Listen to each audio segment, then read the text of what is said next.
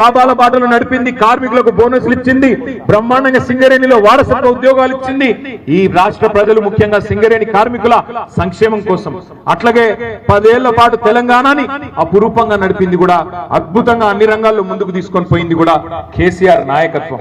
ఇవాళ మా సుమన్ ఓడిపోకపోయి ఉంటే, మా దివాకరన్ ఓడిపోకపోయి ఉంటే, మా చంద్రన్న ఓడిపోకపోయి ఉంటే ఇప్పటికే మనకు 4000 పెన్షన్ ఎప్పుడో వస్తుండే. కేసీఆర్ గారి ప్రభుత్వమే వచ్చుంటే 4000 పెన్షన్ ఎప్పుడో వస్తుండే. కేసీఆర్ ప్రభుత్వమే వచ్చుంటే ఇచ్చిన మాట ప్రకారం దివ్యాంగులకి 6000 పెన్షన్ వస్తుండే. ఈ పాటికి కేసీఆర్ ప్రభుత్వం వచ్చింటే మీరు ఇట్లా బోర్డులు పట్టుకొని నిలబడే పరిస్థితి ఉండకపోతుండే, మీ ఉద్యోగాలు మీకు ఎప్పుడో వస్తుండే. కేసీఆర్ ప్రభుత్వమే వచ్చుంటే 15,000 రైతు బంధు ఎప్పుడో మీకు వచ్చేది. ఎందుకంటే రైతు బంధు పెట్టిందే కేసీఆర్ కదా. అందుకే నేను అంటున్నా, దయచేసి ఆలోచించండి. మొన్న క్యాతనపల్లిలో ఏ ప్రజాస్వామిక స్ఫూర్తినైతే మా క్యాతనపల్లి సోదరులు సోదరిమణులు చూపెట్టినారో అదే స్ఫూర్తి భవిష్యత్తులో కూడా తప్పకుండా మీరు చూపాలి. ఎప్పుడు ఎన్నికలు వచ్చినా, జిల్లా పరిషత్ ఎన్నిక వచ్చినా, సింగరేణి ఎన్నిక వచ్చినా, మున్సిపల్ ఎన్నికలు అంటే అయిపోయినాయి, ఇంకా ఏమైనా అడుగుబొడుగు మున్సిపాలిటీలు ఎక్కడ మిగిలి ఉంటే అవి వచ్చినా, సహకార వ్యవస్థలో వచ్చే ఎన్నికలు వచ్చినా తప్పకుండా ఒకటే గుర్తుపెట్టుకోండి, ఈ రోజు ఈ రాష్ట్రానికి శ్రీరామ రక్ష కేసీఆర్ గారి నాయకత్వం. తప్పకుండా నాకైతే విశ్వాసం ఉంది, మళ్ళీ తొందరలోనే మనకు మంచి రోజులు వస్తాయి. 2028లోనే మంచిర్యాల జిల్లాలో తప్పకుండా అన్ని నియోజకవర్గాల్లో మళ్ళీ గులాబీ జెండాను ఎగురుతుంది. ఇక్కడికి వచ్చే ముందు ఇక్కడికి రావడం నాకు ఆలస్యమైంది.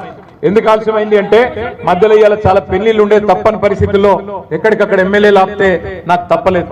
అట్లాగే మనం కట్టిన మెడికల్ కాలేజ్, మన మంచిర్యాలలో మనం కట్టిన మెడికల్ కాలేజ్ 38 ఎకరాల్లో అద్భుతంగా మెడికల్ కాలేజు మనం మంచిర్యాల శివార్లలో కట్టుకున్నాం. 11 ఎకరాల్లో అద్భుతమైన హాస్పిటల్. ఎన్నడన్నా కలగన్నరా మంచిర్యాల ప్రజలు మా మంచిర్యాల జిల్లా అవుతుందని, ఈ జిల్లాకు ఒక మెడికల్ కాలేజ్ వస్తుందని, ఈ జిల్లాకు ఒక నర్సింగ్ కాలేజ్ వస్తుందని, ఈ జిల్లాలో ఇన్ని అద్భుతాలు జరుగుతాయని ఎన్నడన్నా కలగన్నారా? సింగరేణిని అద్భుతంగా లాభాల బాటలు నడిపింది కేసీఆర్ గారు.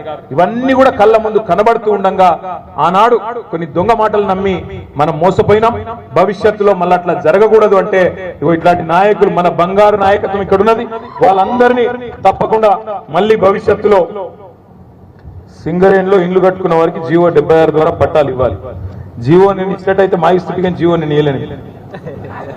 మనం ఇచ్చిన జీవోని అమలు చేస్తలేదు. వాళ్ళు ఏది చేయరు తమ్మి, మీరు సింగరేణిలో గెలిపియండి, సింగరేణిలో ఉన్న గుర్తింపు సంఘాన్ని తీసి అవతల వారేసి మళ్ళీ టీబీజీ కేసు తీసుకురండి, అప్పుడు అన్ని సెట్ అవుతాయి. అంతేగాని మనం ఇట్లా కత్తివానికి ఇచ్చి యుద్ధం మనం చేయమంటే బేకార్. ఇప్పుడు ఎవరున్నారు, మనం ఉన్నామా సింగరేణిలో లేము కదా. మరి సింగరేణిలో మళ్ళీ కనీసం అక్కడన్నా తీసుకురాలి. 3-4 నెలలు ఎలక్షన్ ఉందట, టీబీజీ కేసు గెలిపియండి. అన్ని డివిజన్లలో టీబీజీ కేసు ఏకపక్షంగా గెలుచుకొస్తే అప్పుడు ఆటోమేటిక్ గా సింగరేణిలో కూడా భయపడతారు. అంతేగాని అట్లా కాదు ఇట్లా అంటే మనం ఎవరికో జీవో ఇచ్చినాం నువ్వు అమలు చేయండి, వాడెందుకు చేస్తాడు? వాని మెడ మీద కత్తి పెట్టి అడగాలంటే టీబీజీ కేసు గెలవాలి. దయచేసి మళ్ళొక్కసారి నేను విజ్ఞప్తి చేస్తా ఉన్నా, ఇప్పటికీ బాగా ఆలస్యమైంది. తమ్ముడు సుమన్ గాని మిగతా నాయకత్వం, మంచిర్యాల జిల్లా నాయకత్వం నన్ను మన్నించాలి. సుమన్ కూడా అలగొద్దు, ఎందుకంటే ఆలస్యంగా వచ్చినా అలిగిండు. ఆడ చిన్నయ్య గారి బిడ్డ పెళ్లిండే, దాంతో పాటు మధ్యలో మెడికల్ కాలేజ్ కూడా. ఎందుకంటే వీళ్ళకి అలవాటు కాంగ్రెస్ వాళ్ళకి, మనం కట్టిన బిల్డింగ్లకు ఆయన రంగులు పూసి రిబ్బన్ కట్ చేసి మేమే కట్టినామని చెప్తారు లంగల్ వాళ్ళు. అందుకే మనది మనం కట్టినామని చెప్పుకోవాలి కనీసం అని చెప్పి దివాకరణ చెప్పి ఆడికి పోయిన తప్ప వేరే ఉద్దేశం కాదు. మళ్ళొక్కసారి మా క్యాతనపల్లి దయచేసి మీ ఇక్కడ వేదిక మీద ఉన్న నాయకులకు నా ప్రార్థన, మీరందరూ ఆగమాగం చేయకుండ్రి. నేను మెయిన్ గా వచ్చింది క్యాతనపల్లి మున్సిపల్ చైర్పర్సన్ గారిని, కౌన్సిలర్లకు సన్మానం చేసినందుకు. అది సభ్యంగా అయ్యేటట్టు చేయండి, ఎందుకంటే వాళ్ళు మామూలు కాదు.